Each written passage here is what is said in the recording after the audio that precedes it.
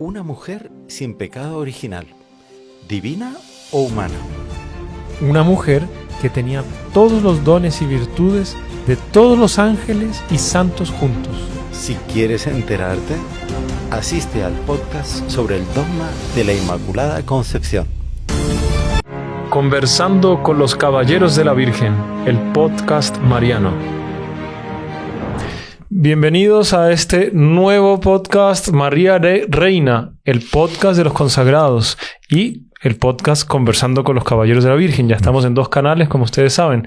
Y aquí tenemos de nuevo la grata y feliz presencia del Padre Manuel Rodríguez. Salve María, Padre. Salve María, hermano Cristian. Es una alegría estar aquí con los consagrados en este podcast María Reina para hablar de nuestra Madre. Y qué maravilla poder conocerla más y exaltarla y que nuestro corazón se llene de esa alegría de estar unidos a ella totalmente.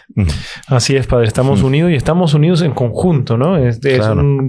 Una unión de corazones, una unión de fervor, una unión, o sea, uno se siente ya parte de un conjunto de personas, porque yo creo que pasó con varios, yo creo a usted también le debe haber pasado, Padre, uno cuando está en el mundo sin conocer a Nuestra Señora anda como perdido.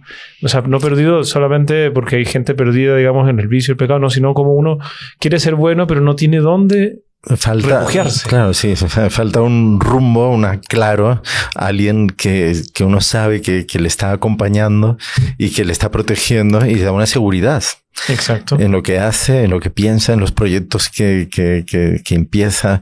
Y todo eso como vino. A cada uno le vino de una manera diferente, pero acabamos todos consagrados a la Virgen. Exacto. Entregados a ella. Y ya nos sentimos un conjunto. Y estos podcasts que estamos inaugurando en el canal de los consagrados y que ya hemos hecho en el canal de los Caballeros de la Virgen, y un poco eso, porque la gente... ¿Cuánta gente le ha dicho, Padre, que quiere hablar con usted de varios temas y que no se puede, naturalmente no se puede? Qué lástima. No, realmente da dolor del corazón, pero es que es imposible. O sea, ¿cuánta gente viene allá a la iglesia de la Madre de la Virgen de Fátima? Y entonces todos quieren hablar a la vez después de misa o antes de misa. Es bien complicado, pero da alegría cuando uno consigue hablar un poquito y tal. Pero claro, este podcast precisamente lo que nos permite es como que charlar un rato al respecto de nuestra Madre, ¿no? Exacto, sobre algún tema. Para que la gente que está escuchándonos y viéndonos, no es un video podcast porque aparece en YouTube, Spotify, se sienta cómoda, se sienta agradada, se sienta que está... no es asistir el podcast, sino participar del podcast. Claro, sí. Vivamente. Claro. Claro, no es una live que uno puede escribir directamente en el momento, pero pues casi. Casi, exactamente. Sí. Entonces, les convidamos a los que van a escuchar, siéntanse. De todas maneras, creo que pueden escribir, ¿verdad? En los estrenos. Los estrenos de YouTube tienen un chat en vivo que hay un religioso respondiendo y para las dudas que puedan surgir de esta conversa, porque aquí los temas que tratamos son como la síntesis de varias cosas, pero pueden surgir muchas dudas que nos pueden escribir, ¿no? Y exactamente, o sea, después, claro, nosotros tratamos del tema, pero como es una conversación, esto no es un aula. Entonces, a veces el tema, la conversación agarra por un lado, ¿no? Y después a lo mejor nos olvidamos de algún punto. Bueno, pero ahí pueden escribir y tal, después lo completamos o hacemos otro podcast. Exactamente. Y las lives que el Padre Manuel hace bien seguido también pueden volver y escribir ahí las preguntas en vivo. Sí. Padre, seguimos nuestros temas tan bellos, tan magníficos, que son emocionantes. Primero es hablar de nuestra Madre Santísima, que es la Virgen María. Y después de hablar sobre las verdades de fe más altas que se han proclamado oficialmente en la Iglesia, que son los dogmas marianos, ¿no? Claro. En el podcast anterior, que los que no lo han escuchado, vale la pena que lo escuchen, hablamos de el dogma de la maternidad divina, ¿no? Sí. Y hoy lo invitamos especialmente para que pueda tratar con profundidad el tema de el dogma de la Inmaculada Concepción. Claro, es que cuando hablamos de la maternidad divina, es una cosa que tiene unas consecuencias tan grandes al respecto de qué es lo que supone, que es como terminábamos el podcast, creo que era precisamente hablando de eso, que es de tal manera la Virgen María ha sido santificada por Dios y unida a Él por este misterio de la maternidad divina, que todos los demás privilegios y todos los dogmas que la Iglesia ha explicado de tal, no nos tienen que asustar ni extrañar, porque de ella, lo que decíamos, creo que al final, ¿no? Podemos decir todo menos que es Dios. Exacto. Entonces, este dogma de la Inmaculada Concepción va mucho en esa línea de romper todos los esquemas de lo que conocemos sobre el ser humano, ¿no? Que conocemos por nuestra propia experiencia con nosotros de pecado, ¿verdad? Y lo que conocemos del mundo, de la humanidad. Entonces, ¿cómo es posible que haya una criatura humana que haya sido concebida sin pecado original? Claro, sí. Uno habla de la Virgen, vamos a rezarle a la Inmaculada, es sin pecado original, mucha gente sabe. Pero hay que profundizar, o sea, saber qué es realmente, qué consecuencias trae eso, ¿no? ¿Qué le evitó a la Santísima Virgen y qué virtudes le trajo a la Santísima Virgen esa Inmaculada Concepción? Sí, que es un dogma desde el siglo XIX, cuando la proclamó el Beato Pío IX. El Papa Pío IX, pero que el pueblo cristiano ya la veneraba desde tiempos inmemoriales, ¿no? En España lo más normal del mundo, y creo que por muchos países de América también, como herencia de España, que cuando una persona se iba a confesar o al entrar en una casa, ¿no? Lo primero que se decía era Ave María Purísima. Y el otro tiene que contestar sin pecado concebida. Sin pecado concebida. ¿Y eso sabe por qué era? No. Porque si el sacerdote, el penitente era el que decía Ave María Purísima. Si el sacerdote no respondía sin pecado concebida, era que no creía en la Inmaculada Concepción. Porque no era dogma todavía, no había obligación de creerlo, ¿no? Claro. Digamos, había personas que tenían sus dudas y tal. Entonces el penitente decía, no, con un sacerdote que no cree en la Inmaculada Concepción yo no me confieso. Se levantaba y se iba. Sí. No, el que entre en esta casa, que diga primero que María fue concebida sin pecado original. Hay muchas casas en España casas antiguas, que en la entrada tienen un azulejo, tienen un cuadro. De mucho antes del claro, siglo XIX. Siglos antes, ¿no? Siglos antes. Había órdenes religiosas consagradas a la Inmaculada Concepción.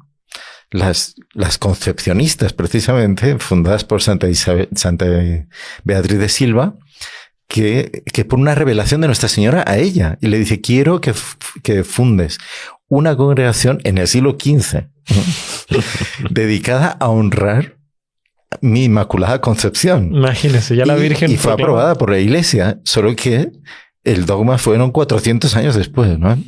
Imaginen. Sí. Qué interesante, padre. Y también, ahora que envuelve la época en que este podcast está saliendo, es las apariciones de Lourdes, ¿no? Que tienen una analogía muy intrínseca en este dogma de la Inmaculada Concepción, ¿no? Sí, no, es algo impresionante porque cuando el Papa proclamó el dogma, hubo incluso algún obispo y tal que no quería, ¿no? Aunque la inmensa mayoría querían, había algún obispo que se negó, y algunos sacerdotes se negaron a admitir el dogma y salieron de la Iglesia Católica. ¿Ah, sí? Sí, porque no lo admitieron. Y 4 años después del Papa, o sea, había una controversia todavía mínima, pero había una cierta resistencia en algunos ambientes muy fríos, digamos, a la devoción a la Virgen. Y 4 años después que el Papa proclama el dogma de la Inmaculada Concepción, en el 1854, no llega a 4 años, porque fueron 3 años y pocos, y un mes o 2. Allí se aparece la Virgen en Lourdes, y en la última aparición le dice su nombre, porque no lo sabía. La pobre Bernardita, ella decía a la gente, se me aparece Aquero. ¿Aquero? Ella llamaba Aquero, aquello, digamos, sí. a la aparición, porque no sabía quién era, ni qué era. O sea, y ella en su simplicidad no decía que era Nuestra Señora, porque todavía no le había respondido. Ella creía que era la Virgen, pero no podía decirlo seguro. Claro. Y la Virgen le dijo, bueno, solo el último día te lo diré, porque el párroco se lo exigía.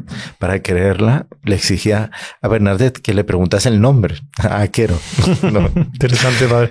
Bueno, y eso es todo lo que vamos a tratar en este podcast, ¿no? Vamos a tratar de todos estos temas. Los anunciamos un poquito antes, pero no se despeguen hasta el final. Nos hemos adelantado. No, está bien, padre, pero así los dejamos con ganas. Padre, si usted nos puede... Porque, ¿qué es el pecado original? Porque decimos, es concebida sin pecado original, que es el dogma, ¿no? Claro, sí. Pero sabemos que el pecado fue de Adán y Eva, pero tal vez mucha gente no sabe qué consecuencias trajo, qué le quitó a Adán, qué consecuencias trajo, todo eso. Claro, es el tema del pecado original que hay que tenerlo muy claro para poder entender entonces el dogma y el privilegio que supone la Inmaculada Concepción sin pecado original. El pecado original es lo que se produce descrito en el Génesis, en el inicio de la humanidad, cuando Adán y Eva están todavía en el paraíso y son sometidos a esa tentación permitida por Dios para que Adán y Eva, por lo tanto la humanidad, pudiéramos tener el mérito de haber recibido tanta bondad de Dios, haber sido creados a su imagen y semejanza. Solo que hicieron mal uso de esa libertad, haciendo caso a la serpiente, se separan, por lo tanto, de la voluntad de Dios. Y hacen lo contrario. Y en ese momento pierden todas las gracias y todos los dones que habían recibido de Dios. Pierden todas las virtudes sobrenaturales, todo. Y por lo tanto, rompen con Dios, o sea, con la vida divina. Pierden toda relación con Dios, se convierten en criaturas sometidas al pecado, o sea, a las malas inclinaciones, etcétera. Y que concupiscencia. Concupiscencia, sí. Todo lo que antes estaba perfectamente ordenado a la gloria de Dios y por lo tanto los seres humanos en el paraíso, si no hubiera habido pecado, hubiéramos practicado todo eso sin ningún esfuerzo. Entonces todo eso se perdió en el momento del pecado. Claro, me han contado que, bueno, que hay revelaciones que decían como el hombre tenía poder sobre la naturaleza, digamos. Sí. Era el rey de la naturaleza. Él podía decirle un león, ven. Sí, por ejemplo, sí, a un árbol y a ver, déjame probar tu fruto. El árbol bajaba. Todo estaba sometido, digamos, en una perfecta armonía a la voluntad del hombre. O que llegaba Eva encontraba una flor bonita y se la quería mandar a Adán, le mandaba en la boca de un colibrí, no sé, una cosa así. Bueno, algunos dicen que hay 3 aves que se salieron del paraíso, ¿no? Que el colibrí, el pavo real, ¿y cuál era la tercera? Yo no me acuerdo. No había una tercera. Bueno, esos son cosas, digamos, historias populares, historietas populares, digamos, para sentir un poco lo que el hombre perdió. Cuánta maravilla que el hombre perdió. Pero sobre todo esa naturalidad de relacionamiento con Dios. Que decía poéticamente el Génesis, Dios bajaba todas las tardes a conversar con Adán en la brisa. En la brisa de las tardes, sí. Esa comunicación con lo sobrenatural se perdió. Claro, y el ser humano era inmortal, ¿no? O sea, tenía el don de la inmortalidad. No. Que no moría. Bueno, quién sabe cómo iba a subir al cielo, tal vez como nuestro Señor en cuerpo y alma. Entonces, cada uno tenía que cumplir una misión que era reflejar algo la gloria de Dios aquí en la tierra. Con el momento que llegaba a esa unión con Dios tan perfecta, que ya era la propia gloria de Dios en la tierra, era elevado al cielo. Es una de las hipótesis teológicas, porque no está explicado en ninguna parte, ni podemos saberlo. Claro. Pero es bien probable que fuese así, claro. Lo de la muerte sí se sabe, porque bueno, el pecado trajo la muerte. Eso hay varias partes en la Biblia que se habla de eso. Pero cómo se va a ir al cielo no se sabe, ¿ves? Claro. Y después toda la naturaleza sufre las consecuencias del pecado, y entonces hay esa falta de armonía, toda la violencia que existe en la naturaleza y tal cual, vienen del pecado original también. El pecado original. Las enfermedades, creo, no se enfermaban. ¿El don se llama impasibilidad? No. También, sí. O sea, no tenían dolor, no sufrían ningún dolor. Ningún dolor. Nada, con maravilla. Y también estamos todos doloridos ya. Por eso el doctor Plinio, cuando era pequeño y le daban las clases de catecismo, entonces él se quedaba, tenía 7, 8 años para la primera comunión, dice, y él se quedaba furioso, dice, con Adán. Dice, pero con lo que me cuesta a mí estudiar, el trabajo que me cuesta a mí hacer cualquier cosa es por culpa de él. Dice, ¿cómo es posible que no estuviera prevenido de que en cualquier momento aparecía una serpiente? Y él decía, ¿y si yo hubiera estado en el lugar de Adán? No, yo ya tengo una argumentación para darle a la serpiente para que saliera de ahí inmediatamente. Que el doctor Pliño siempre fue muy de argumentar. Desde chiquito, a los 4 años ya hablaba él que se llama portugués, es la lengua materna, alemán, francés y yo no sé, había un cuarto idioma. Ese es otro tema, ¿no? Lo que cuesta aprender idiomas, ¿no? Exacto. Es otra consecuencia del pecado original. Digamos, no es el pecado original, es un pecado nieto del pecado original, que es el de la confusión de las lenguas. En el paraíso, las personas se comunicaban por el pensamiento. ¿Sí? O sea, las personas hablaban como intuiciones, así como... Pero también tenían súper desarrollado ese tipo de dones que hoy en día prácticamente se perdieron. Algunas personas dicen que conservan ese don, pero ¿cómo sería en el paraíso eso? Adán estaba en una punta del paraíso y pensaba en algo y también le transmitía ese pensamiento a Eva. Muchas cosas así. Muchas cosas así, exactamente. La ciencia infusa también cuentan, ¿no? Claro, conocía todos los secretos de la naturaleza, el valor de cada planta, por qué Dios había creado así todo.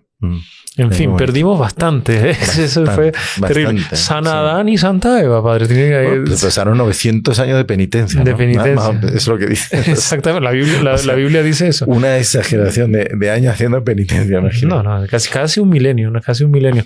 Entonces, todo eso, después nuestro Señor le dice, Dios les dice, era Dios Padre, ¿no? Que bajaba la brisa del paraíso, según lo que se entiende en las Sagradas Escrituras. Cuando ya encuentra a Adán y Eva con el pecado, que se esconden, que todo el mundo conoce la historia, que no es metáfora, pero mucha gente dice, no, que Adán y Eva era una metáfora. No, es de fe, es histórico. Claro. Y el que diga que Adán y Eva no existieron, también eso hace parte del magisterio de la Iglesia, que sí existieron y son los padres de la humanidad. Los primeros padres. Padres de la humanidad. Sí. Trabajarás y con el sudor de tu frente, te esforzarás, las mujeres darán a luz con dolor. Bueno, perdimos mil cosas, ¿no? Sí, claro. Bueno, todo eso significa que Nuestra Señora nació sin este pecado y sin las consecuencias de este pecado, las consecuencias morales de este pecado. Es decir, todas las malas inclinaciones que nosotros sentimos, Nuestra Señora no las tenía. La ordenación, la armonía entre su alma y su cuerpo eran perfectas y fue preservada por eso. Las consecuencias del pecado que no son morales, por ejemplo, las consecuencias, el dolor físico, como estaba contando, el cansancio por el esfuerzo realizado, esas sí las recibió Nuestra Señora, puesto que convenían para su santidad y porque si no, claro, casi es que como hubiese vivido en medio del mundo. Así, y nuestro Señor Jesucristo asume un cuerpo padeciente. Exacto. O sea, ella es hija de Adán y Eva y recibe esas consecuencias del pecado original, pero no las morales, ni la falta de la gracia, de la comunicación con lo divino, con lo sobrenatural, ni el desorden moral, que lleva el desorden moral son las malas inclinaciones de las pasiones humanas. Excelente, padre. Padre, vamos a hacer una pequeña pausa y ya volvemos. Vamos a explicar eso punto por punto. Vamos a leer, qué bonito me parece, la proclamación del dogma de Beato Pío IX, ¿no? Que es fabulosa. Sí, es bueno saber cómo se llegó también al dogma, cómo fue el proceso más en grandes rasgos, ¿no? Sí. Y lo que usted contó aquí a grandes rasgos también, ciertos milagros o apariciones de la Virgen que confirmaron desde el cielo el dogma. Exactamente. ¿No? Pues no se despeguen, ya volvemos. Te voy a contar algo que estabas esperando, algo que estabas deseando para tu compañía diaria y tu vida de piedad. Llega al aire Radio Caballeros de la Virgen, en sintonía con tu fe. Escúchala descargando nuestra app Radio Caballeros de la Virgen en tu Android desde Play Store y en tu iPhone desde App Store, o también en tu computadora en el enlace en nuestro sitio web caballerosdelavirgen.org, y disfruta de todo nuestro contenido católico. No dejes de escuchar Radio Caballeros de la Virgen, en sintonía con tu fe. Continuamos con este tema tan bello, tan bonito en este podcast de la Inmaculada Concepción, padre, ¿no? Ya terminamos diciendo que la Virgen, fue exenta de toda esa falta que trajo como consecuencia el pecado original. O sea, ella en su inteligencia, en su voluntad y su sensibilidad estaba totalmente pura, a excepción del dolor físico que Dios no le quitó para la santificación corporal de ella como mujer, como criatura. Y como corredentora. O sea, ella sufrió con Jesús, ¿no? Al cual ella dio el cuerpo humano también pasible. Exacto. Y como, Jesús, que es Dios, no quiso evitarse para sí mismo los dolores, sino que los quiso asumir por nosotros, pues también a su madre. Sino para poder redimirnos. Para poder redimirnos. Pero, Padre, explíquenos un poquito. Este dogma surge, ya nos dijo, con Beato Pío IX, pero ¿de dónde ellos se justifican? ¿Está en la Biblia? ¿Está en qué parte? Como explicamos en el primer podcast, dice, el dogma es la recta interpretación de las Sagradas Escrituras. Sí. Y hay dogmas que están explícitos en la Sagrada Escritura, otros que están implícitos. Explícitos por la virginidad de Nuestra Señora, pero hay otros que están implícitos. Este está implícito, porque en ninguna parte de las Sagradas Escrituras, en ningún versículo, dice, la Virgen María fue concebida sin pecado original. Claro. Dice, eso no está, no lo va a encontrar. Pero sí hay afirmaciones en las cuales uno encuentra indicios de esa verdad. Y, por ejemplo, en el Génesis, hablábamos del pecado de Adán y Eva, ¿no? Cuando termina la descripción del pecado de Adán y Eva, dice, ¿qué escena aparece? Génesis 3:15. Dice, Dios le dice a la serpiente, serás maldita, Dice, pero tú querrás herir a la mujer en el talón y ella te aplastará la cabeza. Pongo enemistades entre ti y la mujer, entre tu descendencia y su descendencia. Entonces, ¿qué significa eso de la descendencia, el talón, la mujer? ¿Era Eva? No. Claro, ¿qué mujer? No puede ser Eva. Claro, si la serpiente le ha engañado a Eva, ha vencido a Eva, claro. Es una descendiente de Eva, ¿no? Bien, entonces, en la Sagrada Escritura está implícito eso. También San Lucas, cuando el ángel la saluda llena de gracia, el Señor está contigo. Ese llena de gracia no podía ser una persona con pecado original que estuviera llena de gracia. Claro. Es porque había perdido la gracia. Una de las consecuencias del pecado es haber perdido la gracia de Dios. Exacto. Otra, cuando Santa Isabel la saluda, dice, bendita tú eres entre las mujeres. O sea, es una mujer fuera de lo normal de las mujeres. No, bendita eres entre las mujeres y bendito el fruto de tu vientre. Y después la propia Santísima Virgen le contesta a Santa Isabel, ¿no? En San Lucas 1:49 dice, porque ha hecho en mí maravillas el poderoso, cuyo nombre es santo. ¿Qué maravillas ha hecho el poderoso en la Virgen María? Las más grandes. Exactamente. Entonces ahí entra también, es un indicio también de la Inmaculada Concepción. Ahora, los primeros cristianos, ¿qué pensaban de esto? Exactamente. Porque es que además no podemos hacer una explicación a fondo de todas las Sagradas Escrituras. Pero si uno ve la Sagrada Escritura, por ejemplo, comparando el Evangelio de San Juan con el Génesis, uno va a ver que usa la misma estructura que el Génesis para explicar el inicio de la vida pública de Nuestro Señor, el primer día, la creación, el primer día que Nuestro Señor ¿qué hizo? El milagro de Caná. Entonces, y la intervención de Nuestra Señora. Entonces uno va viendo que toda la estructura interna de la Sagrada Escritura, inspirada por el Espíritu Santo, dice, está hecha supera, digamos, a la capacidad humana de explicar las cosas. Y ahí está todo implícito, el papel de María, Inmaculada Concepción, Madre de Dios, para la salvación, el plan de salvación de Dios para los hombres, ¿vale? Claro, no vamos a entrar en todo eso, porque si no nos pasamos aquí tres podcasts o más. Bueno, pero aquí la gente yo creo que no se... Sí, sería muy interesante. Quedaría contento. Bueno, entonces los primeros cristianos no discutían esto, pero ni planteaban el asunto. Para ellos era algo pacífico, era un asunto que no se discutía. La Virgen María era purísima, santísima, inmaculada, la blanca cordera que da luz, el cordero sin mancha, ¿no? Era muy bonita. ¿De Melitón de Sardes? Melitón de Sardes. El blanca cordera, Melitón de Sardes, muy poético. Pero está San Justino, que es el primero él habla de la nueva Eva, que es María, que repara con su obediencia la desobediencia de Eva.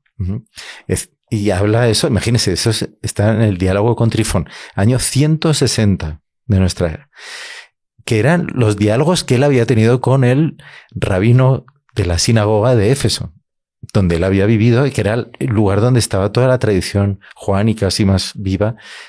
Con esta señora había vivido allí con San Juan. Con San Juan. Está hoy en día la casa donde vivió.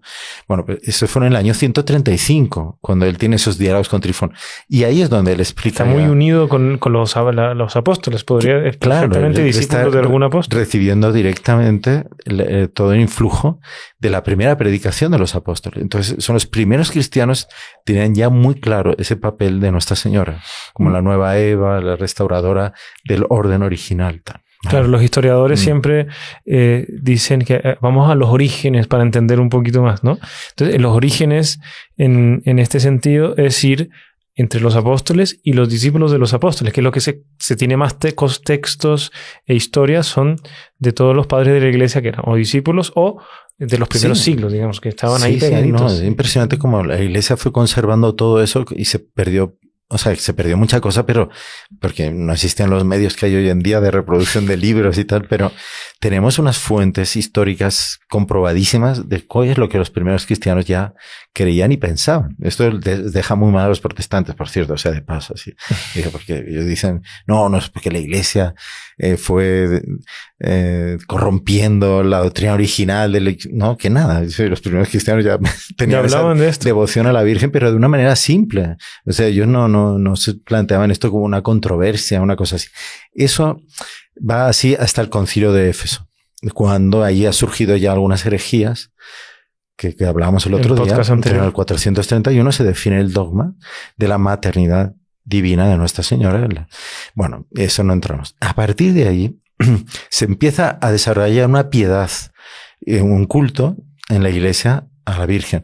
En el siglo VIII ya tenemos la fiesta de la Inmaculada Concepción en las iglesias del Oriente. Pero ¿cómo había fiesta si no era dogma todavía, padre? Por eso, porque la iglesia es una madre y el pueblo empieza a desarrollar una piedad, una devoción a la Virgen como Inmaculada Concepción. ¿Eso va en contra de algo de la fe? No. Entonces, digamos, la iglesia excepcionalmente permitía que se celebrase en tal iglesia, en tal santuario de la Virgen. Como devociones particulares. Sí. O sea, de particulares o de personas o particulares de localidades. Iglesias locales. Sí, iglesias locales. Entonces, ahí en el siglo IX aparece ya en Irlanda, después en Inglaterra. Es curioso, ¿no? Toda la vida monástica como de los monjes de Irlanda y tal, es la fuente de muchas... tiene una vida tan intensa de piedad y tal que da lugar a grandes devociones a la Virgen. De ahí pasa después, de Inglaterra, después del siglo XI, ya pasa al continente. Entonces, a España, Francia, Alemania, se empieza a celebrar ya en el siglo XIII, ya hay celebraciones de la Inmaculada Concepción.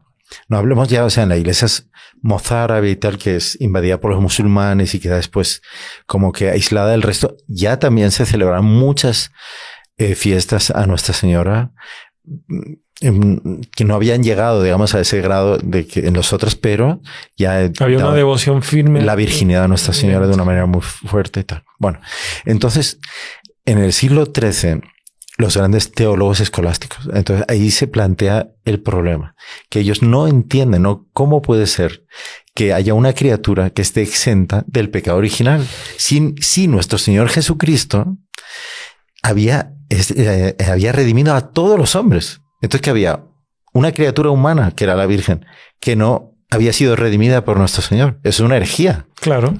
Porque se iba contra un dogma. Un dogma clarísimo. O sea, eso sí que está explícito en la Sagrada Escritura, que todos los hombres han sido redimidos por nuestro Señor Jesucristo. Han muerto por todos. Y entonces, ¿cómo que incluida Nuestra Señora? Entonces, si fue redimida, ¿cómo es, padre? Entonces, por eso es lo que decía Santo Tomás de Aquino, por ejemplo. Bueno. Decía San Bonaventura, San Alberto Magno. No, pero personalidades. No, los más grandes teólogos de la Iglesia no es que negasen, ellos decían que no era posible. O sea, estaban en discusión ellos, no. Claro, exactamente, sí. Ellos veneraban a la Santísima Virgen María, imagínense un Santo Tomás de Aquino, de la manera que decía eso, que no podía existir una criatura que se podía decir incluso que era divina, porque participaba del orden hipostático de manera relativa. Lo que explicamos en el primer podcast. Exactamente, lo que explicamos en el primer podcast. Él decía eso, pero no podía afirmar la Inmaculada Concepción porque chocaba con el otro dogma.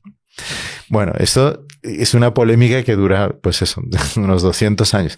Llega, no, más todavía, pero en el siglo XIV, entonces ya Duns Scoto, eso es el primero que dice que hay una manera de conciliar los dos dogmas, y es que los méritos de nuestro Señor Jesucristo para salvar a todos los hombres se le aplicaron a Nuestra Señora antes de ser concebida. De ser concebida. Ante previsa merita. O sea, previendo ya los méritos de nuestro Señor Jesucristo, fueron aplicados en el tiempo, antes esos méritos, a la Santísima Virgen María, porque para Dios no existe el tiempo. Sería... Todo es presente. Me viene un ejemplo, padre, a la cabeza, no sé si usted me corregirá o no, que hay personas que, bueno, o que cometieron un crimen o los acusaron de un crimen que puede ser que lo hayan cometido o no. Y si se acusa como verdadero, nos mandan a una cárcel, una cadena perpetua. Claro. Y puede ser que la persona, cuando ya entró a la cárcel, etcétera, de repente en el medio tiempo descubren, oiga, parece que nos equivocamos, no, usted no era la culpable, y le redimen de su culpa y la sacan de la cárcel, ¿no? Sí. En el caso, pueden existir casos de que la persona llegue al juicio, en el juicio, y antes de ser juzgada, o sea, antes de ser condenada, el juez dice, no, ella no va a entrar en la cárcel, está redimida antes porque no tiene culpa. Claro, sí. Algo así. Es una remisión preventiva. Exacto. Y no de restauración, de reparación. De reparación. Vale. Ahí está, esa es la diferencia entre la Inmaculada Concepción de Nuestra Señora y lo que ocurre en nuestro bautismo. Interesante, exacto. Claro, nosotros somos redimidos por la preciosísima sangre de nuestro Señor Jesucristo, pero en el bautismo, o sea, después de haber sido ya concebido, haber nacido y todo. Exacto. Y nacemos con todas las consecuencias del pecado original. Al ser bautizados, se nos quita la culpa del pecado original, pero no todas las otras consecuencias. Interesante. A la Santísima Virgen María le fueron aplicados los méritos de nuestro Señor Jesucristo antes incluso de haber sido concebida. ¿Usted puede explicar un poco eso de ser concebido? ¿Es el momento del nacimiento? ¿En qué momento es la concepción de la Virgen en ese término? Inmaculada Concepción. Ese término Inmaculada Concepción, ¿cómo se puede explicar? No, la concepción natural de Nuestra Señora fue como cualquier ser humano. Sí. Vale, por obra de sus padres. Pero ahí está, esa es la concepción activa. La concepción pasiva, que es la infusión del alma en el ser humano, ya material, que ya existe, que se produce normalmente en el mismo instante de la concepción activa. Entonces, esa infusión del alma es la concepción pasiva, es la que Dios da. Dios infunde el alma. Claro. El lado espiritual del hombre. Entonces, Nuestra Señora fue concebida sin pecado original, la concepción pasiva. Es Dios, cuando infunde el alma en Nuestra Señora, es ya sin pecado. Ya no tiene... Es diferente como San Juan Bautista, que él nació sin pecado original, porque cuando llegó la Virgen... Fue dado a luz, sí, sin pecado original. Que exaltó... es una de las interpretaciones más comunes, digamos. Que iba a ser el precursor, ¿no? Claro. Él no fue concebido sin pecado original, sino que nació sin pecado original. Hay diferencia. Es lo que la gente puede confundirse. Sí, por eso nuestro Señor dice que fue el mayor de los nacidos de mujer. Porque dicen, ¿por qué? Porque nació sin pecado original, porque en el momento que Isabel escuchó la voz de la Virgen saludándola, dice, la criatura saltó de alegría en su vientre y ella se llenó del Espíritu Santo, por la presencia ya del Salvador. Y se le aplicaron ya los méritos del niño Jesús presente en el vientre de Nuestra Señora, se le aplican ya a él, precursor. Pero claro, él fue concebido en pecado original. Claro. Es diferente. No nació. No, estos temas, padres, son emocionantes porque Sí. a uno le van clarificando las ideas, etcétera. Y les recomiendo a todos los que están asistiendo a esto, compartan, denle el like, suscríbanse al canal. ¿Por qué? Porque esto ayuda a que el propio YouTube o las redes sociales digan, este video tiene movimiento. Entonces, entonces se lo empiezan a mostrar a más personas y cada uno también comparta con sus conocidos, ¿no? Buenísimo. Entonces, padre, continúa. Muchas gracias por dejar like. Bueno. Entonces, ¿qué pasa? Entonces, ahí llegamos al siglo XIX. Ya va quedando cada vez más claro eso, todos los argumentos que se dan y tal a favor de eso. O sea, Dios, entonces Scotto dice, ese argumento es muy bonito. Dice, Dios pudo hacer inmaculada a su madre, ¿no? Era conveniente que la hiciera. Luego la hizo. O sea, es un argumento de conveniencia. No es un argumento decisivo, digamos así. Pero conviene que fuese así por un montón de motivos. O sea, la gente dice, pero ¿cómo es posible, ¿no?, que la reina de los ángeles naciera bajo la tiranía del demonio? Claro. ¿Cómo iba a ser eso, por ejemplo? No podría ser. Que nuestro Señor fuese engendrado en un vientre que no fuese... estuviese en pecado. En pecado, o sea, porque ya no había sido redimida. Claro, el que nos viene a quitar el pecado nace de una madre en pecado. No puede ser.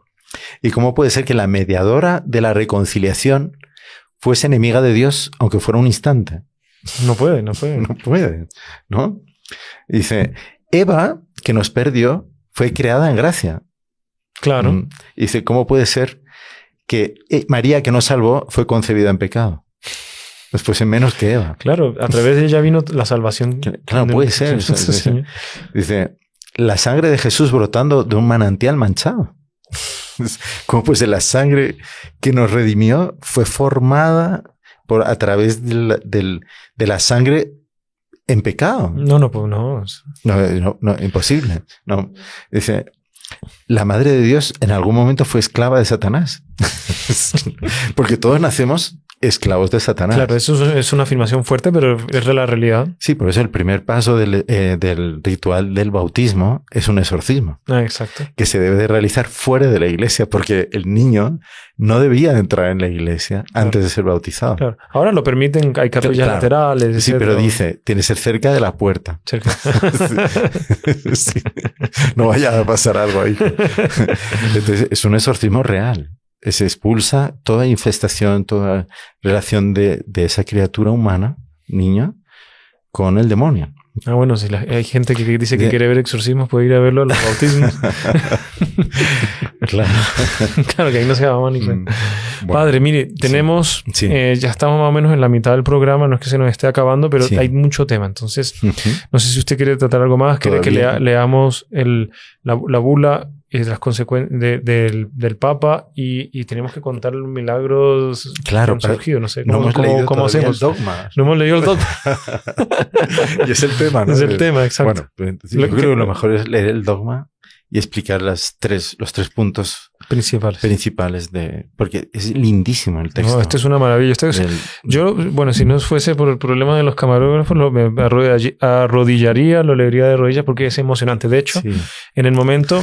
No, me dicen que no. Bueno, que en el momento que el Papa, de hecho, ya lo leyó oficialmente como Papa ex cátedra, o sea, hablando como pontífice con toda su plenitud, él se emocionó y le costó leerlo. O sea, lo cansó a leer, pero con su voz emocional. Beato Pío IX, porque estaba...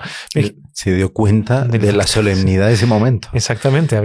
Creo que habían 50 cardenales, 70 y pico obispos, no sé cuántos centenares de sacerdotes. No, para la época miles de fieles. Muchísimo. Era mucho. Claro. Y no era tan fácil viajar de un lado a otro como hoy en día. No existía el avión, nada. No. Eran viajes que duraban mucho tiempo. Eran meses de barco. Entonces, toda la iglesia, digamos, se reunió, hizo un esfuerzo enorme para estar reunido allí en Roma. Una cosa enorme. Entonces, vamos a leerlo. Sí. Mucha atención. Voy a intentar leerlo de la mejor manera. Dice, la bula se llama Ineffabilis, ¿no? Fue el 8 de diciembre de 1854 por el sumo pontífice Beato Pío IX. Después contaremos por qué fue el 8 de diciembre. Ya. ¿Por qué esa fecha? No sé por qué. Ya nos dejó con la duda, que no se nos olvide. Sí. para la gloria de la Santa e Indicible Trinidad, para honra y honor de la Virgen Madre de Dios, para la exaltación de la fe católica y el acrecentamiento de la religión cristiana, con la autoridad de nuestro Señor Jesucristo, de los bienaventurados apóstoles Pedro y Pablo, y con la nuestra, declaramos, pronunciamos y definimos que la doctrina según la cual la bienaventurada Virgen María fue preservada de toda mancha de pecado original desde el primer instante de su concepción, por gracia y privilegio de Dios Todopoderoso, en consideración de los méritos de Jesucristo, Salvador del género humano, es doctrina revelada por Dios y por consiguiente debe ser creída firme y constantemente por todos los fieles. Por lo cual, si alguno osare lo que Dios no permita, pensar en su corazón, de modo distinto de como lo hemos definido, sepa y tenga por seguro que ha naufragado en la fe. Es emocionante, ¿no? Yo estoy leyéndolo aquí y se me paran los pelos así de emoción porque es bonito. Muy bonito. Qué maravilla Sí. Y fue todo un proceso que intervinieron los mejores y mayores teólogos de la época, etcétera, para poder llegar a esa definición así, que dice, por gracia y privilegio singular de Dios. O sea, él declara solemnemente, ex cátedra, está definiendo una verdad de fe, que la Santísima Virgen María fue concebida sin pecado original, por gracia y privilegio singular de Dios. Es decir, él está afirmando que por naturaleza humana, la Virgen María debería haber recibido el pecado original. No estaba exenta, porque tenía la misma naturaleza humana. Pero por gracia y privilegio singular de Dios. Es una cosa, es una decisión de Dios. Dios se la reservó para él. Para él. Exclusiva para la Virgen. Exactamente. Y toma esa... se vio libre totalmente de eso. Libre, dice, en atención a los méritos de Jesucristo, que era lo que estábamos hablando antes también. Claro, nosotros entendemos el dogma por los méritos y toda la vida de nuestro Señor Jesucristo. Por consecuencia de todo eso, la Virgen tenía que haber nacido sin pecado original. Exactamente. Entonces... y la redención, lo que usted hablaba de la redención. Claro, exactamente. Sí. Fue... El primer efecto de la redención en María fue ese. Dice, que resultase inmaculada su concepción. Ese fue el primer privilegio, ¿vale? Dice, ella, por lo tanto, es como que la obra maestra de la redención de nuestro Señor Jesucristo. Es ella. Y ya queda como modelo perfectísimo, altísimo de la redención de nuestro Señor. Eso es lo que él vino a hacer. Imagínense, ¿no? Que las manos de él, artista por excelencia. Sí, el principal efecto de la venida al mundo de nuestro Señor Jesucristo fue la inmaculada concepción de su madre. Qué maravilla. Y en la mente de Dios, que no funciona como la nuestra, es que no podemos hablar de mente de Dios. El problema es ese. Es que para nosotros somos tan pequeños, ¿verdad? Que no podemos entender a Dios así. Claro. No da, es imposible. Ni toda la eternidad va a servir para eso. Pero sí que podemos saber que no funciona como nosotros, que es procesiva.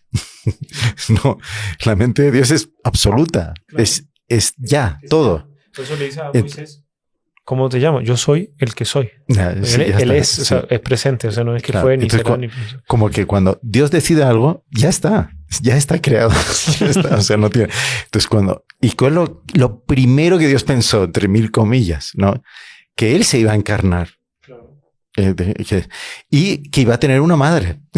Entonces, eso es lo principal, lo primero de la voluntad de Dios. Y después vino todo lo demás. Claro. Toda la historia de la iglesia, todo lo que quiera. No, pero la todo historia de los patriarcas, profetas, efecto de la redención, los mártires. Sí, pero eso es efecto de la redención. Pero el primer punto, el más importante, era la inmaculada concepción de su madre. Claro. Es la venganza, entre mil comillas, de Dios. Es una superabundancia, un super privilegio que él da a una criatura. Por eso es la rabia de Satanás, ¿no? Es decir, una mujer va a ser mi reina. No serviré. No serviré. Porque no podía concebir eso. De hecho, hay muchos teólogos que piensan que lo que Lucifer y sus secuaces, sus demonios, que se fue al infierno, se les reveló el plan de la redención, que que era nuestro Señor como criatura humana, Dios y hombre verdadero, y que iba a venir a través de la Santísima Virgen, que iba a ser reina de ellos. Y ahí dijo no. Es lo que usted... Claro, es eso. Él vio el plan de Dios y rechazó totalmente. Bueno. Y el tercer punto de la definición, el primero es por gracia y privilegio singular de Dios en atención a los méritos de Jesucristo, y desde el primer instante de su concepción. Entonces, antes de venir al mundo, Nuestra Señora ya en la concepción de Dios, digamos, ¿no? Es decir, cuando Él concibe la idea de la redención y todo, que lo primero, Él la concibe sin pecado original. Le atribuye ya todos los méritos de la redención de su Hijo, nuestro Señor Jesucristo, ante previsa mérito. Bueno, entonces esto es maravilloso. No es una maravilla. Sí. Y se nos está yendo el tiempo. No sé si hay algún punto más del dogma o ya entramos en algún milagro de la Virgen, en Lourdes. No, solo pensar que desde el primer instante de su ser, dice, Nuestra Señora recibió más cantidad de gracia que todos los santos de toda la historia juntos, todos los ángeles, San Miguel Arcángel, todos. Ella ya recibió más la vida divina que todos ellos juntos. Desde el primer instante. O sea, todo lo que un santo, que agarren cualquier santo, dice que ha ido progresando con tanto esfuerzo a lo largo de toda su vida y que llega al final en un éxtasis así, viendo a la Santísima Trinidad. Eso ya lo tenía Nuestra Señora al ser concebida, ¿no? Al ser concebida. Sí, o sea, por eso hay una devoción de la Divina Niña. Por eso, la Divina Niña, pero ya era santísima. Imagínate, maravilla, qué niña maravillosa. En el momento que le recibe en sus brazos Santa Ana, ya tenía ahí la mayor santidad que podía existir en el género humano. Por eso Monseñor Juan es muy bonito. En el libro de Monseñor Juan, María Santísima, el paraíso de Dios revelado a los hombres, que ese libro es como una revelación. Realmente que lo quiera leer y tal, es maravilloso. Le dejamos el link en la descripción. Sí, es el último libro que Monseñor Juan escribió, ¿no? Entonces, ella cuenta, ¿no? Que en el momento que ella ya tenía todos los dones de ciencia, de sabiduría, ella siendo recién nacida, toda la inteligencia, el uso de la razón, lo tenía totalmente, claro. No iba a hablar porque eso no convenía a ese momento de la edad de ella, pero ella entendía todo lo que pasaba. Totalmente racional. Entonces, era la niña más inteligente de toda la historia de la humanidad. Tenía discernimiento de los espíritus. Entonces, cuando ella abrió los ojitos y ve a Santa Ana, que la mira así con ternura, y dice, oh, esta es mi mamá. Y vio el alma de Santa Ana. Y ya ella vio un defecto en el alma de Santa Ana. ¿Sí? Sí. Eso lo cuenta en el libro. Lo cuenta en el libro, sí. ¿Lo cuenta usted aquí o que lean el libro? Mejor que lo lean. Yo voy a decir lo que hizo la Virgen, la niña, la divina niña. Dice, cuando ve al alma de Nuestra Señora, dice, oh, qué buena y qué santa es mi mamá. Y dice, pero qué lástima que le falta tal cosa. Y dice, ojalá que Dios le conceda esa gracia. Dice, inmediatamente Dios le concedió la gracia a Santa Ana y Nuestra Señora se dio cuenta. Y dice, oh, qué bondad de Dios que me ha concedido lo que le pedí inmediatamente. Entonces, ella se dio cuenta de que ella tenía la omnipotencia suplicante. Todo lo que ella pedía, lo conseguía. Lo conseguía. De Dios. Claro, la omnipotencia suplicante es que el corazón de María estaba unido tan unida al de Dios, que era de Dios. Es que no había nada que lo separase. Que lo separase. Que todo lo que quería ella ya era voluntad de Dios. Sí, Qué maravilla, padre. No, esto es una maravilla. Esas son las consecuencias de la Inmaculada Concepción. En los próximos podcasts yo creo que vamos hablando más de eso. Sí, pero ahora podríamos hablar, por ejemplo... Milagros. Usted que es español, padre, cuéntenos un milagro que tenga relación de la Virgen con la Inmaculada Concepción. Bueno, pero te estaba diciendo que el 8 de diciembre fue cuando el Papa... lo que sí, que se me iba a olvidar, ya la gente iba a escribir aquí. Entonces, eso tiene relación con un gran milagro. ¿Ah, sí? Y es en memoria de ese milagro que el Papa elige esa fecha, porque ya en España era conmemorado el 8 de diciembre como es un gran acontecimiento. O sea, y resulta... No, hay que ver un poco lo que pasó históricamente. Sí. Dice, hubo las famosas guerras de Flandes. Sí. Eran los territorios protestantes de las provincias del norte de Flandes, que era la actual Holanda, digamos, contra las provincias católicas del sur. Y los ejércitos, eso era una provincia de España, los Países Bajos. Era una provincia heredada por los reyes de España y fue durante muchos siglos fue territorio español. Claro. Ahí se desarrollaron una serie de guerras de religión, desgraciadamente, bueno, por la persecución de los protestantes de los católicos, viceversa. Y hubo una serie de acontecimientos. En una de esas batallas, un ejército español, que era el Tercio Viejo de Zamora, que capitaneaba un mariscal, no me acuerdo, un capitán de Bobadilla, capitán Bobadilla llevaba. Entonces, él se ve en una situación muy apurada, vamos a resumir mucho.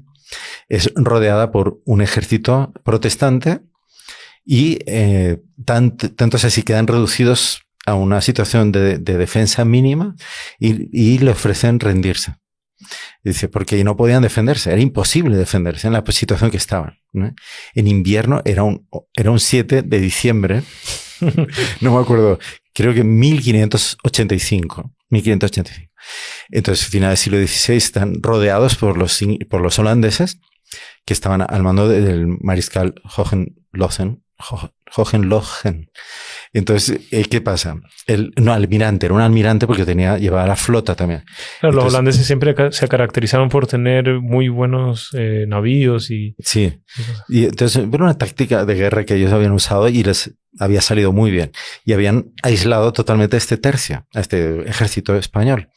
Entonces les ofrecen rendirse a los españoles. Claro, le dicen que un infante español antes prefiere morir que la deshonra. Claro. Así que hablaremos de rendición después de muertos. Esa es la respuesta que le dio. Una fanfarrona así, ¿no? Sí, pero basado en una posición de fe. Dice, claro, no nos va a abandonar el Señor. Entonces ellos empiezan a cavar trincheras en el lugar donde están, pero los holandeses dicen, bueno, vamos a esperar al amanecer para aniquilarlos.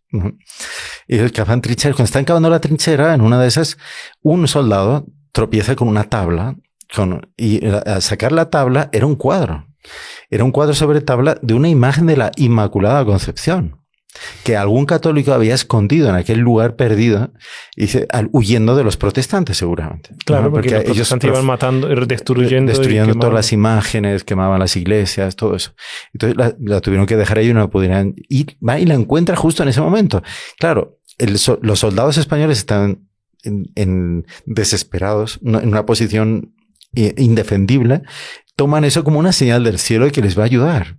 Y ahí el capitán Bobadilla y todos con los monjes y los sacerdotes que iban de capellanas comienzan a rezar todos a Nuestra Señora, tal y cual, y empieza a soplar un viento helado en esa noche, tan frío, que las aguas del río Mosa, que estaban mezcladas con las del mar ya, porque es una zona donde el mar también entraba, se congelan.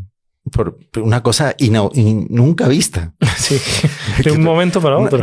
Como si fuera el Polo Norte, aquello se congeló. Pero los holandeses se metieron dentro de sus barcos con el frío que tenían, ¿no? Y los españoles empezaron a tocar el agua y se dieron cuenta que estaba dura. No puede ser esta. Ahí Bobadilla manda a sus hombres en grupos a atacar a todos los barcos que se habían quedado atrapados en el hielo y no se habían dado cuenta, además. Estaban todos dormidos. Estaban todos dormidos, porque pues, estaban tranquilos, ¿no? Claro. A la mañana siguiente ellos iban y cañoneaban a los españoles y se acabó la batalla. Y los españoles entraron en los barcos y fue una victoria total. Victoria total, imagina. Claro, se invirtieron porque los holandeses siempre fueron mejores en el agua y los españoles siempre fueron mejores en tierra. Bueno, digamos, muchas cosas que decir, pero bueno, el caso es el siguiente, es que vencieron la batalla, tanto así que el almirante Hohenlohe dijo, dice, es un tan gran milagro que uno diría que Dios es español. Dice. Que lo digo otro, padre. El holandés lo dijo. Ya. El holandés lo dijo, sí, no el español, el holandés. Y entonces fue un milagro, el milagro de Empel, porque era el lugar donde fue el milagro, ¿no? Y eso fue hasta hoy en día hay una capilla. 8 de diciembre. Y eso fue la noche del 7 al 8 de diciembre. Qué interesante. De 1585. Entonces, a partir de ese momento, fue venerada especialmente la Inmaculada Concepción en ese día, en Acción de Gracias. Maravilla, padre. Y en memoria de eso fue que el Papa, y que todo fue en España donde el movimiento a favor del dogma de la Inmaculada Concepción fue más fuerte. Y entonces fue donde más apoyo dieron al Papa y más presionaron también. ¿Para qué? Dice, para que el Papa proclamara ese dogma. Y así fue. Entonces el 8 de diciembre de 1854 fue que Beato Pío IX proclamó el dogma con esa emoción que en el momento que se emocionó cuando lo estaba diciendo y tal. Ahí fue una explosión de entusiasmo en todo el mundo católico. Fue algo extraordinario. Padre, se nos va casi el tiempo y tenemos que decir la relación del puntualmente ya va a tocar porque yo creo vamos a hacer un podcast solo sobre la Virgen de Lourdes, puede ser más adelante. Claro. La Virgen en Lourdes, usted nos dijo al comienzo que se apareció como para resaltar y diluir la duda de que sí, es concebida sin pecado original. No, en realidad, vamos a ver, yo creo que la Virgen no se limitó a eso, no era eso. Ella fue mucho más. Lourdes es mucho más que eso. Una de las consecuencias de la aparición de Lourdes fue una reafirmación y una cosa muy curiosa, y abrir luces nuevas sobre el misterio de la Inmaculada Concepción, sobre el dogma de la Inmaculada Concepción, que es un misterio que no hemos terminado de entender.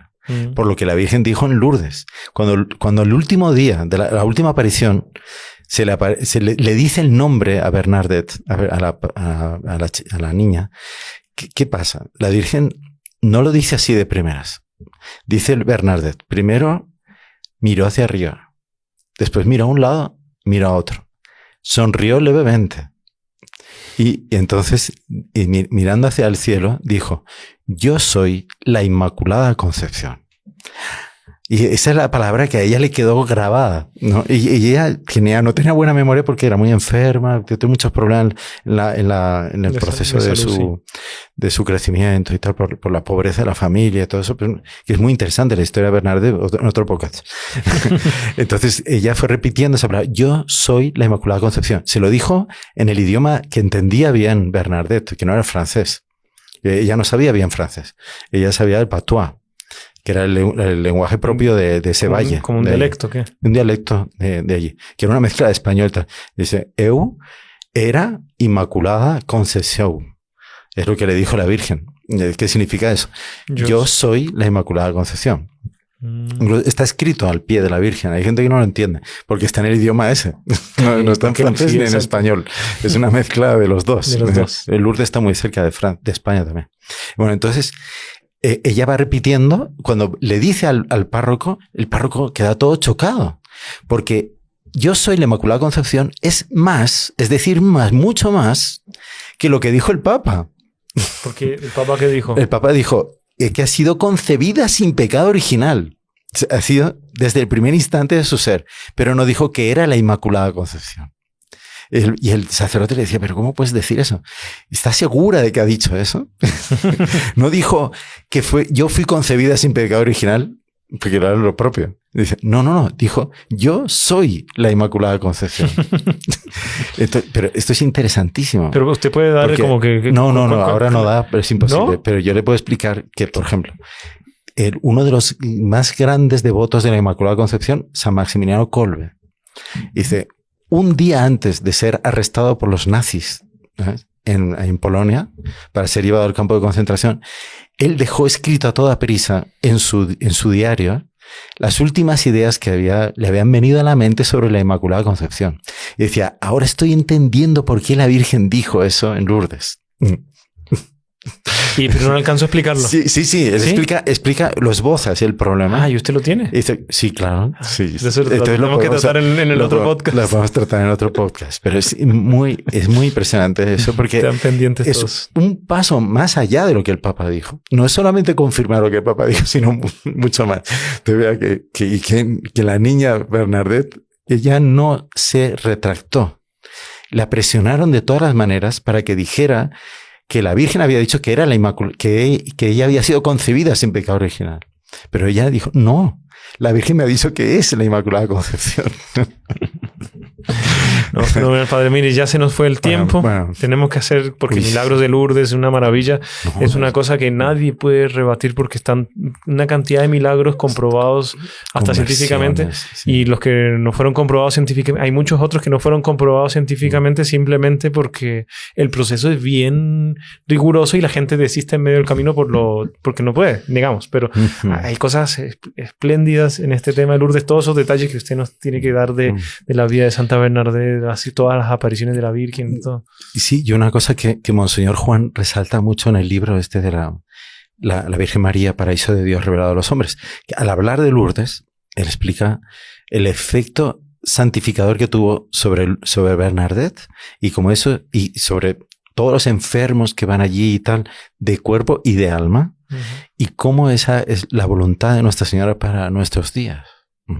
Como ella quiso hacer eso como una parábola para decir qué es lo que va a hacer con la humanidad entera, lo que está haciendo y lo que va a hacer, más todavía. Después lo reafirma en Fátima, pero Lourdes tiene mucha miga, o sea, mucha sustancia.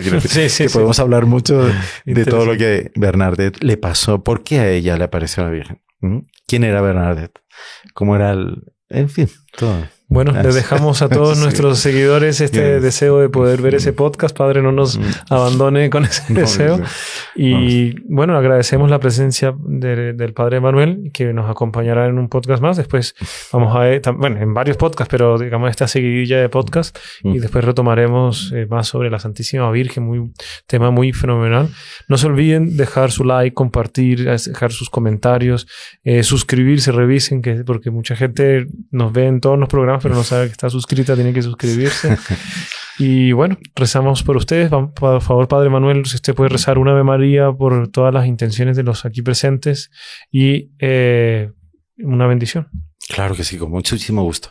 A todos los que han estado escuchando este podcast, de todo corazón, a todos los consagrados a la Virgen, les mandamos esta bendición. El Señor esté con ustedes. Y con tu espíritu. Y la bendición de Dios Todopoderoso, Padre, Hijo y Espíritu Santo, descienda sobre ustedes y permanezca para siempre. Amén. Salve María. Salve María.